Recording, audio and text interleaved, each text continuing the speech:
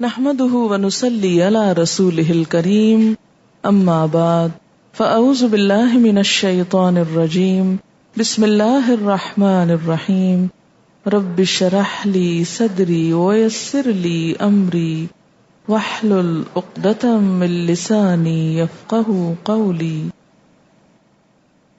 يوم لا يغني مولا عن مولا شيئا ولا هم ينصرون. وہ دن جب کوئی عزیز قریب اپنے کسی عزیز قریب کے کچھ بھی کام نہ آئے گا، کوئی مولا کسی مولا کے کچھ کام نہ آئے گا. آپ جانتے ہیں کہ مولا کا لفظ عربی زبان میں ایسے شخص کے لیے بولا جاتا ہے جو کسی تعلق کی بنا پر دوسرے شخص کی حمایت کرے، خواہ وہ رشتہ دار ہو یا نہ ہو، جس سے بہت قریبی تعلق ہو. جہاں رشتہ داروں کا حال یہ ہوگا کہ فَإِذَا نُفِخَ فِي الصُّورِ فَلَا أَنْسَابَ بَيْنَهُمْ، جب سور میں پھونک مار دی جائے گی تو کوئی رشتہ داری باقی نہیں رہے گی. دوستیوں کا جہاں تک معاملہ ہے لا يسأل حمیم حمیما، کوئی دلی دوست کسی دلی دوست کو پوچھے گا نہیں. الاخلاء یومئذ بعضهم لبعض عدو، دلی دوست اس دن آپس میں ایک دوسرے کے دشمن بن جائیں گے. الا المتقین، سوائے متقی لوگوں کے. تو پھر جب کوئی تعلق ہی باقی نہ رہے گا تو کوئی کام کیسے آئے گا؟ یوم لا یغنی، کام ہی نہیں آئے گا، فائدہ ہی نہ دے گا کوئی شخص کسی کو بھی. ولا هم ینصرون، اور نہ وہ مدد دیے جائیں گے، یعنی کسی غیر کی طرف سے بھی کوئی مدد ایڈ نہیں پہنچے گی اس دن کے عذاب سے بچنے کے لیے. الا من رحم اللہ، مگر جس پہ اللہ رحم فرمائے، بس وہی بچ سکتا ہے. اس دن صرف ایک چیز کام آئے گی اور وہ ہے اللہ کی رحمت. انہ هو العزیز الرحیم، بے شک وہ وہی زبردست رحم فرمانے والا ہے. سارا اختیار اس کے پاس ہے، ساری رحمت اس کے ہاتھ میں ہے. تو کیا بتاتی ہے یہ آیت؟ کہ آخرت کی جزا سزا کے معاملے میں لوگوں نے اپنی کامیابی کے لیے جو بھی خود ساختہ تصورات قائم کر رکھے ہیں، کوئی عذر تراش رکھے ہیں یا کوئی مددگار ڈھونڈ رکھے ہیں یا کسی اور کا سہارا تلاش کیا ہوا ہے، یہ سب چیزیں اس دن بیکار ہو جائیں گی. جو چیز فائدہ دے گی وہ اللہ کی رحمت ہے. اس لیے اس دنیا میں، اس زندگی میں انسان کو زیادہ سے زیادہ ان کاموں کی ضرورت ہے جن کی بنا پر وہ اللہ کی رحمت کا مستحق ہو جائے. ان شجرۃ الزقوم، بے شک زقوم کا درخت. سورۃ صافات میں زقوم کے بارے میں گزر چکا ہے. طعام الاثیم، گناہگار کا کھانا ہوگا. یہاں یہ نہیں کہا کافر کا کھانا ہوگا، مشرک کا کھانا ہوگا، گناہگار کا کھانا ہوگا. اثم اس گناہ کے لیے استعمال ہوتا ہے جو جان بوجھ کے انسان کرتا ہے. آثمہ وہ اونٹنی ہوتی ہے جو تیز چل سکتی ہے، جان بوجھ کے تیز نہیں چلتی. تو جو لوگ اچھے کام کر سکتے ہوں صرف غفلت کی وجہ سے، صرف اپنے نفس کی خواہشات کی وجہ سے نہ کریں، یا حرام کام چھوڑ سکتے ہوں لیکن صرف وقتی لذت کی خاطر نہ چھوڑیں، تو پھر انہیں قیامت کے دن ایسی سزا کا سامنا کرنا ہوگا. اور یہ زقوم کا درخت کیسا ہے جو اس وقت پیش کیا جائے گا؟ کل محل، محل کی طرح. محل کیا چیز ہے؟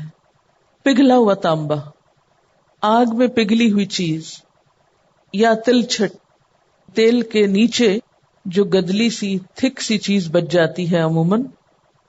اور یہاں ان سارے معنوں میں تیل کی تلچھٹ کا معنی زیادہ قریب تر ہے. گویا زقوم یعنی تھور کا درخت جب انسان کھا لے گا تو پیٹ میں جا کر کھولنا شروع ہو جائے گا، آگ لگا دے گا. دنیا میں بھی آپ نے دیکھا ہوگا کہ بعض غذائیں کھانے کے بعد پیٹ میں خاص قسم کی جلن شروع ہو جاتی، خصوصاً آئلی چیزیں جو ہارٹ برن کا سبب بنتی ہیں. اسی کیفیت سے تھوڑا سا اندازہ لگا لیں کہ پھر تھور کھانے کے بعد، وہ زہر کھانے کے بعد انسان کا حال کیا ہوگا. وہ پیٹ میں اس طرح جوش مارے گا جس طرح پانی کھولتے ہوئے جوش مارتا ہے. اس میں حدت بھی ہوگی، شدت بھی ہوگی، جلن بھی، تلخی بھی، کڑواہٹ بھی. آپ دیکھیے کہ تیل جب ابلتا ہے تو اس میں عموماً کھلاہٹ نہیں ہوتی. جس طرح پانی کھولتا ہے نا تو اس کے اندر ایک گڑگڑ سی اور اس میں بلبلے بن رہے ہوتے ہیں اور وہ ایک خاص قسم کی حرکت ہوتی ہے اس پانی میں. لیکن تیل کو آپ جتنا بھی گرم کریں وہ اس طرح نہیں کرتا. لیکن جب تیل بھی پانی کی طرح، اور تیل بھی نہیں، تیل کا بھی ایک تھک سا حصہ پانی کی طرح ابلنے لگے تو پھر اس کی شدت کا حال کیا ہوگا، یعنی ہم اس کو امیجن نہیں کر سکتے. دنیا میں جو کچھ ہوتا ہے ابلتے ہوئے تیل میں، اس سے بھی زیادہ شدت ہوگی اس کے کھولنے میں. اور یہ دونوں صفات یہاں جمع کر دی گئیں. یغلی فی البطون، وہ پیٹوں میں ابلے گا، کھولے گا. کیسے؟ کغلی الحمیم، جس طرح ابلتا پانی کھولتا ہے. یعنی کھلاہٹ پانی کی طرح ہوگی لیکن وہ پانی نہیں ہوگا، تیل ہوگا. گویا تیل کی صفت بھی ہوگی اور پانی کے ابلنے کی صفت بھی ساتھ جمع ہو جائے گی. اور یہ دو چیزوں کو اکٹھا شدت بتانے کے لیے کیا گیا ہے. اب دیکھیں کہ پیٹ میں اگر کبھی مروڑ اٹھے، کوئی چیز گڑبڑ کرے، ہارٹ برن ہو، تو سب سے زیادہ تکلیف جو ہے وہ پیٹ کی تکلیف ہوتی ہے عام بیماریوں میں. اب بھوک بھی لگی، کچھ کھانا بھی، اور کھانا بھی ایسا ہے کہ اسے کھا کر بھوک تو کیا مٹے، الٹا اور تکلیف میں اضافہ ہو، اور پھر انسان اوائڈ بھی نہیں کر سکے گا، کھانا بھی کھانا ہے. یعنی مصیبت کے مارے کھائے گا بھی اور کھا کر مزید تکلیف اٹھائے گا پیٹ کی. یہ کہتے ہیں کہ تھور کا درخت اتنا زہریلا ہوتا ہے کہ بعض اوقات علاج کے طور پر حکیم لوگوں کو پاؤں کے نیچے مسلنے کے لیے کہتے ہیں، اور جب صرف پاؤں سے بھی اس کو مسلتے ہیں تو زبان پہ کڑواہٹ محسوس ہوتی ہے. پھر ساتھ ہی حکم ہوگا خذوہ، پکڑو اس کو. یہ جہنم پر جو فرشتے مقرر ہوں گے ان سے کہا جائے گا خذوہ، اسے پکڑو. فاعتلوہ، پھر اسے گھسیٹو. الی سواء الجحیم، جہنم کے بیچ میں، جہنم کے وسط میں. یعنی جب اہل دوزخ بھوک کی شدت سے بےتاب ہوں گے اور کھانے کی چیز کا مطالبہ کریں گے تو انہیں ہانک کر جہنم کی تہہ تک لے جایا جائے گا جہاں تھور کے درخت اگے ہوئے ہوں گے، اور انہیں کھینچ کے وہاں پھینکا جائے گا، یعنی انتہائی بے عزتی کے ساتھ. فاعتلوہ، کھینچ لے جاؤ اس کو، اسے بھوک لگی ہے، لے جاؤ اسے ذلیل کرتے ہوئے اور پھینکو جہنم کی تہہ میں. وہاں اگے ہوئے ہیں تھور کے درخت، جا کے کھائے. اب مارے بھوک کے کھانا تو ہے، اور جب کھائے گا تو پیٹ میں مروڑ اٹھے گا اور جلن ہوگی اور سخت تکلیف شروع ہوگی اور شدت کی پیاس بھی لگ جائے گی. پھر وہ پانی مانگے گا. لہذا ان کو ابلتے ہوئے پانی والے علاقے میں لے جایا جائے گا. بینہا و بین حمیم آن، پیچھے پڑ چکے ہیں آپ. پھر حکم ہوگا کہ اس پانی کو ان کے اوپر بھی انڈیلو. ثم صبوا فوق رأسہ، پھر انڈیلو اس کے سر پر. من عذاب الحمیم، کھولتے پانی کے عذاب میں سے. یعنی یہ پانی نہ صرف یہ کہ وہ پیئیں گے بلکہ ان کے سر پہ بھی ڈالا جائے گا، اور ساتھ کہا جائے گا ذق، چکھو، مزہ چکھو. انک انت العزیز الکریم، بے شک تو بڑا عزت والا، بڑا کریم بنتا تھا. دنیا میں تو تم اپنے آپ کو بڑا عزت والا سمجھتے تھے، بڑا صاحب اکرام سمجھتے تھے، اور اہل ایمان کو اور نیک کام کرنے والوں کو بہت حقارت کی نگاہ سے دیکھتے تھے. یعنی ایک طرف کھانے کو اتنی خراب چیز ملے، پھر پینے کو اتنی خراب چیز ملے، پھر سر پہ انڈیلا جائے، اور پھر ساتھ ساتھ بےزتی کے الفاظ. یعنی آپ ان ساری چیزوں کو اکٹھا کر کے تصور کریں کہ حال کیا ہوگا. عموماً جب انسان سے کوئی غلطی ہو جاتی ہے اور اس کو خود بھی احساس ہو تو وہ پھر کسی دوسرے کے منہ سے نہیں سننا چاہتا، کہتا بس بس خاموش، مت کہو مجھے، مت بولو، پتا ہے مجھے سب کچھ.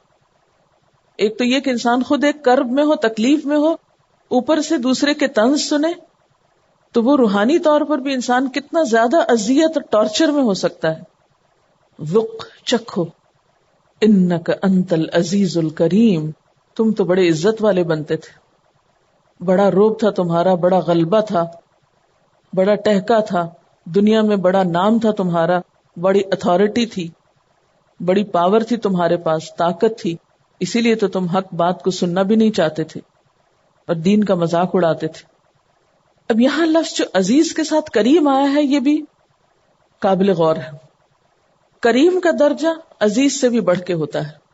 عزیز میں عزت اور غلبے کا معنی پایا جاتا ہے، لیکن عربوں کے ہاں جب کسی کو انتہائی عزت اور اکرام کے مقام پر بٹھانا ہو تو اس کے لیے لفظ کریم استعمال ہوتا ہے.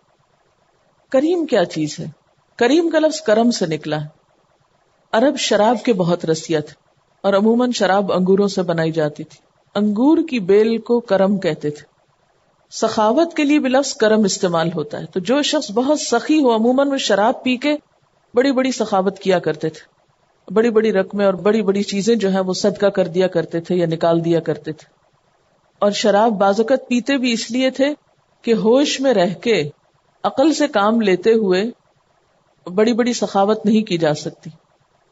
اسی لیے جب قرآن پاک میں آیا نا کہ یسألونک عن الخمر والمیسر، آپ سے شراب اور جوئے کے بارے میں پوچھتے ہیں، قل فیہما اثم کبیر ومنافع للناس، کہہ دیجیے ان دونوں میں گناہ بھی ہے لیکن فائدے بھی. اور وہ فائدے کیا تھے؟ یہی کہ غریبوں پہ بڑے بڑے مال اور چیزیں لٹا دیا کرتے تھے، بڑی بڑی رقمیں لٹا دیا کرتے تھے، اور یہ سب کچھ وہ شراب پی کے کرتے. اور جو جتنا سخی ہوتا تھا اتنا ہی معزز ہوتا تھا. لیکن افسوس کہ یہ ساری سخاوت کس لیے تھی؟ محض اپنا نام بنانے کے لیے، دنیا میں عزت پانے کے لیے. آپ دیکھیں کہ نبی صلی اللہ علیہ وسلم نے جب مکہ فتح کیا تو آپ نے ان سے پوچھا کہ تم میرے بارے میں کیا سمجھتے ہو، کہ میں تمہارے ساتھ کیا معاملہ کروں گی؟ تو انہوں نے کیا کہا تھا؟ اخ کریم ابن کریم. یہ جو کریم کا لفظ تھا ان کے ہاں کسی کی اگر عزت کرنی ہوتی تو سب سے بڑا جو خطاب یا لقب کسی کو دیا جا سکتا تھا معزز ہونے کا وہ کریم ہوتا تھا. یہ اس لیے میں ڈیٹیل سے اس کو لے کے جا رہی ہوں کہ جہنم میں انہیں ان کے ٹائٹل یاد کرائے جائیں گے. دنیا میں تو تمہاری بڑی عزت تھی، بہت بڑا مقام تھا، بہت بڑا نام تھا، بڑی عزت تھی، بڑا غلبہ تھا، بہت کچھ تھا تمہارے پاس. آج کیا ہوا؟ وہ سب کچھ بھی تو کام نہ آیا. دیکھو اب تمہارا یہاں حال حشر کیا ہو رہا ہے. اور خصوصی طور پر یہ تانا کیوں دیا جائے گا؟ اس لیے کہ یہ دو چیزیں عموماً انسان کو حق اور بھلائی کی طرف آنے سے روکتی ہیں. نمبر ایک، عزت کے مقام پر ہونا. انسان سوچتا ہے کہ دین پر عمل کر کے میرا وہ مقام چلا جائے گا. اور سوسائٹی میں کریم کہلوانا، یعنی جس میں انسان کا ایک نام ہو، ایک شہرت ہو، ایک مقام ہو، پھر وہ دین کی طرف آئے اور دین پر عمل کرنے کی وجہ سے وہ اس سے جاتا رہے، تو وہ جانا جو ہے وہ اس کے لیے بڑا ناگوار ہوتا ہے. تو ان دو ٹائٹلز کو سنبھالنے کی خاطر بہت سے لوگ دین کی طرف نہیں آتے. یہ راستہ بڑا مشکل ہے، ہمیں اس میں جھکنا پڑے گا. اسی وجہ سے ان کے سروں پہ ابلتا پانی ڈالا جائے گا. اس سر کی خاطر، اس عزت کی خاطر، اس ناک کی خاطر تم نے اللہ کی باتیں نہیں مانی، دین کی طرف نہیں آئے. آؤ چکھو عذاب کا مزہ اور انجام دیکھو. ان ھذا ما کنتم بہ تمترون، یہ وہی چیز ہے جس کے آنے میں تم لوگ شک رکھتے تھے. شک کا تعلق بھی انسان کی سوچ سے ہوتا ہے نا، اس لیے بھی سر پہ پانی انڈیلا جائے گا. اصل میں جو لوگ اپنی خواہشات کی پیروکاری کرنا چاہتے ہوں عموماً وہ حق بات کو سنتے ہی نہیں، سنے تو شکوک و شبہات کے ساتھ سنتے ہیں، اس پر پوری طرح یقین نہیں کرتے، وہ سنانے والے کو بے وقوف سمجھتے ہیں. یہ اس کا دماغ چل گیا، اس کو ہلکا کر دیتے ہیں. تو بتایا جائے گا کہ یہ ہے وہ چیز جس پر تمہیں شک تھا. اور دوسری طرف ان المتقین فی مقام امین، مقام امین، بے شک تقوی والے، اللہ سے ڈر کے زندگی گزارنے والے، کیونکہ اللہ کا ڈر انسان سے ہر گناہ چھڑوا دیتا ہے، کوئی انا باقی نہیں رہتی. انسان پوری طرح اللہ کا تابعدار ہو جاتا ہے اور نتیجتاً وہ ایک پیسفل شخص ہو جاتا ہے، اور یہی پیس اس کو جنت میں بطور بدلے کے ملے گا. متقی لوگ امن والی جگہوں پر، پر امن مقامات پر ہوں گے. اب دیکھیے کتنا بھی اچھا گھر ہو لیکن اگر علاقہ پر امن نہ ہو تو وہاں رہنا خوف خطرے سے خالی نہیں ہوتا اور بے چینی لگی رہتی. کسی بھی انسان کے لیے اس کے گھر کا پرامن جگہ پر، پرسکون جگہ پر، شہر کے ہنگاموں سے دور، خوف و خطر سے دور ہونا بہت ہی بڑی نعمت ہے. تو جنت کی خوبی اور تعریف اور صفت یہاں کیا بتائی گئی کہ وہاں ان کے گھروں کو کسی قسم کا خوف نہ ہوگا، نہ کسی لوٹ مار کا، نہ کسی چور کا، نہ کسی شور ہنگامے کا. پیس ہی پیس ہوگا، امن ہی امن ہوگا. ہر طرح کے خوف اور اندیشوں اور فکروں سے محفوظ ہوں گے، عالی مقام میں ہوں گے، کوئی غم نہ ہوگا، ہر طرف باغ اور چشمے ہوں گے. ان نعمتوں کے چھن جانے کا خوف بھی نہیں ہوگا، اس لحاظ سے بھی پرامن ہوں گے. فی جنات وعیون، باغات اور چشموں میں. یلبسون من سندس واستبرق متقابلین، وہ پہنیں گے باریک ریشم میں سے اور موٹے ریشم میں سے، یعنی دبیز ریشم میں سے. متقابلین، ایک دوسرے کے آمنے سامنے بیٹھے ہوں گے. دنیا میں تو آپ دیکھیں کسی کو ایک کپڑا نہیں سوٹ کرتا تو کسی کو دوسرا نہیں راس آتا، لیکن وہاں لباس کے اعتبار سے بھی پرامن ہوں گے. اور اہل جنت سے ویسے بھی کہہ دیا جائے گا کہ یہاں تم ہمیشہ تندرست رہو گے، کبھی بیمار نہ ہوگے، ہمیشہ زندہ رہو گے، کبھی نہیں مرو گے، ہمیشہ خوشحال رہو گے، کبھی خستہ حال نہ ہوگے، ہمیشہ جوان رہو گے، کبھی بوڑھے نہ ہوگے. انسان کو عموماً خوف کس چیز کے لاحق ہوتے ہیں؟ میں بیمار نہ ہو جاؤں، میں مر نہ جاؤں، مال نہ چلا جائے، بڑھاپا نہ آ جائے. وہاں ایسی کسی بھی چیز کا خوف نہیں ہوگا. خوبصورت لباس پہن کر ایک دوسرے سے محو گفتگو ہوں گے. کذالک، اسی طرح، وزوجناہم بحور عین، ہم ان کو بیاہ دیں گے حور عین کے ساتھ. زوجناہم جو ہے یہ تزویج سے ہے، کسی کو کسی کا جوڑا قرار دینا، اور بعد میں پھر یہ نکاح کے معنی میں استعمال ہونے لگا. یعنی باقاعدہ وہاں پر نکاح ہوگا، جن کے نکاح پہلے سے دنیا میں نہیں ہوں گے ان کے وہاں جا کر ہوں گے. یعنی متقی لوگوں کے ساتھ ایسا ہی معاملہ ہوگا. اور کس کے ساتھ نکاح ہوگا؟ بحورن. حور کا لفظ جو ہے یہ حورا کی جمع ہے. حورن کا لفظی معنی ہوتا ہے آنکھ کی سفیدی، اور انتہائی سفیدی، کیونکہ وہ بلیک کے ساتھ کنٹراسٹ پہ آتی ہے نا، تو باقی جسم یا باقی سفیدی کے مقابلے میں زیادہ بہتر سفیدی نظر آتی.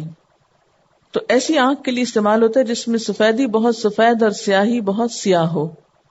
اور حورا اس کے لیے کہا جاتا ہے کہ جن کے حسن اور جمال کو دیکھ کر لوگ حیرت زدہ رہ جائیں. اینن اینا کی جمع ہے، کشادہ چشم، یعنی خوبصورت آنکھوں والیاں. تو ہم انہیں سفید بڑی آنکھوں والی عورتوں سے بیاہ دیں گے. یدعون فیہا بکل فاکہۃ آمنین، وہ طلب کریں گے اس میں ہر طرح کے پھل، آمنین، امن سے رہنے والے ہوں گے، بے خوفی کے ساتھ. جب وہ طلب کر رہے ہوں گے تو انہیں یہ فکر نہیں ہوگی کہ اب یہ ملیں گے نہیں. دنیا میں تو بعض اوقات ایسا ہوتا نا کہ آپ کا کسی خاص پھل کے کھانے کو بہت دل چاہتا ہے، لیکن اس وقت اس کا موسم ختم ہو چکا ہوتا ہے. یا بعض اوقات جب موسم ختم ہونے والا ہوتا ہے تو اس وقت اگر کوئی آپ کا پسندیدہ پھل ہو تو آپ کو یہ فکر رہتی کہ اوہ اب تو یہ چند دن کا مہمان ہے، ختم ہونے والا ہے. لیکن وہاں یہ خوف نہیں ہوگا، پھلوں کی طلب میں بھی آمنین ہوں گے.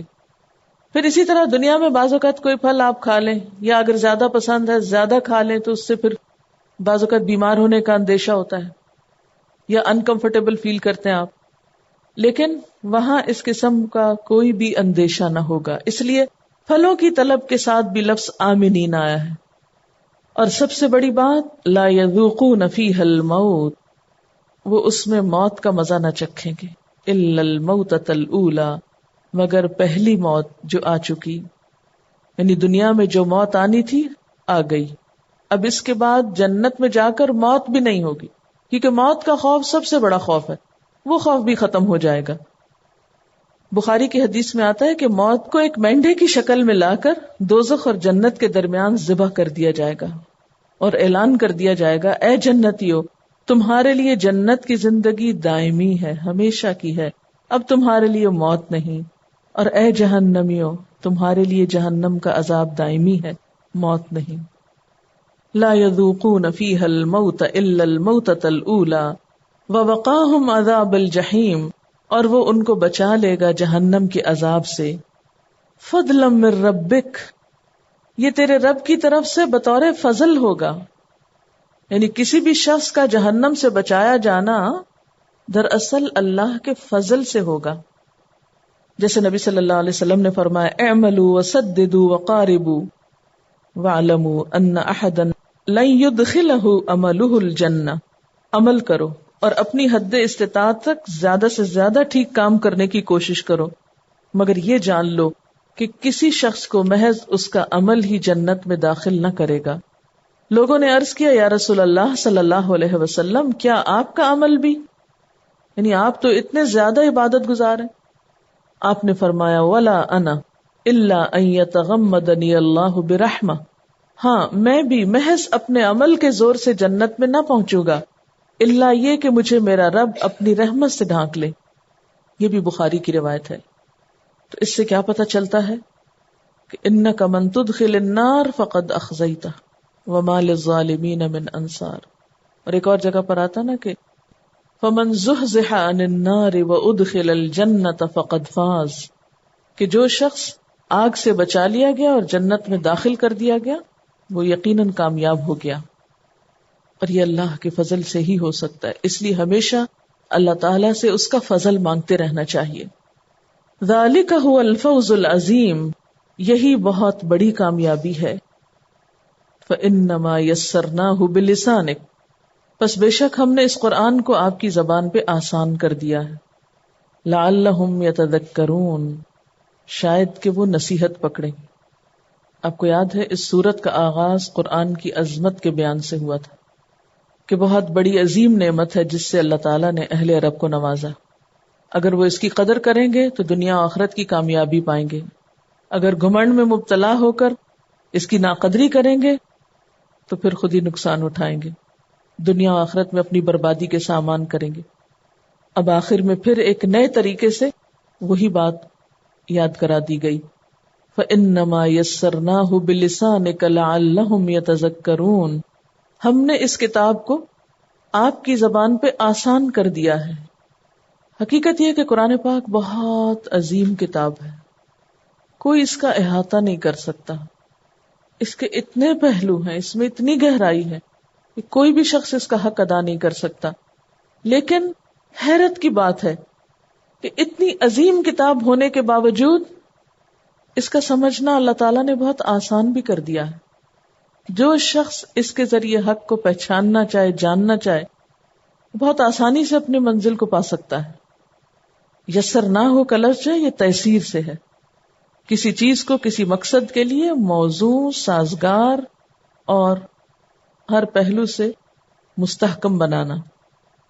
اس کو جب عربی کے محاورے میں بولا جاتا ہے نا گھوڑے کے لیے یسر الفرس للرکوب یا یسر الفرس للرکوب، کہ گھوڑا سواری کے لیے آسان بنا دیا گیا، تو اس کا معنی کیا ہوتا ہے کہ گھوڑے کو زین، رکاب، لگام اور دوسرے سارے لوازمات کے ساتھ آراستہ کر دیا گیا. اب کوئی بھی سوار ہو کے سواری کرنا چاہے تو اس کے لیے آسان ہے، یعنی تیار کر دیا گیا. تو قرآن پاک کو بھی ایک ایسی شکل میں، اتنے بہترین انداز میں، سورتوں کی شکل میں، پھر سورتوں کے بھی کچھ اجزاء اور حصوں کی شکل میں، آغاز، انتہا، اس کے اندر دلائل، یعنی ہر لحاظ سے اسے اس طرح آراستہ کر دیا گیا ہے کہ سمجھنے والا اس کو آسانی سے سمجھ سکتا ہے. اور بلسانے کا مطلب کیا ہے کہ خالص عربی زبان میں جو قریش کی زبان تھی اس میں نازل ہوا ہے، کیونکہ عربی زبان کے بھی کئی لہجے تھے نا، لیکن قریش کی زبان سب سے بہترین زبان تھی فصاحت و بلاغت میں، تو اللہ تعالیٰ نے اس کتاب کو ان کی زبان میں اتارا. آپ چونکہ قریش سے تھے نا، تو اس لیے آپ فرمایا باللسانک، تو خصوصاً انہیں کہا جا رہا ہے کہ تمہاری اپنی زبان تمہارے لہجے میں اتری ہے، پھر بھی نہ سمجھو تو اس سے بڑا قصوروار پھر کون ہوگا. فرتقب، نہیں سمجھتے تو آپ انتظار کیجئے. انہم مرتقبون، بے شک وہ بھی انتظار کرنے والے ہیں. کس چیز کا انتظار کرو؟ اللہ کے عذاب کا. اگر یہ نہ ایمان لائے تو یہ دنیا میں بھی سزا پائیں گے. اور وہ کس بات کا انتظار کر رہے ہیں؟ اپنی بدعمالیوں کی سزا پانے کا، یا دوسری طرف نبی صلی اللہ علیہ وسلم کے اس کام کی ناکامی کا. اور میں دیکھتے ہیں کہ پھر کون کامیاب ہوتا ہے اور کون ناکام ہوتا ہے. فرتقب انہم مرتقبون، بس آپ انتظار کیجئے، وہ بھی انتظار کر رہے ہیں. کہ اس کشمکش کا نتیجہ کیا نکلتا ہے، انجام کس کے حق میں اور کس کے خلاف جاتا ہے۔ بظاہر دیکھنے میں وقتی طور پر اگر اہل حق کو ناکامی بھی ہو رہی ہے تو اس پر بھی مایوس نہ ہو، بد دل نہ ہو، کیونکہ انجام کار حق ہی کے حق میں ہوگا۔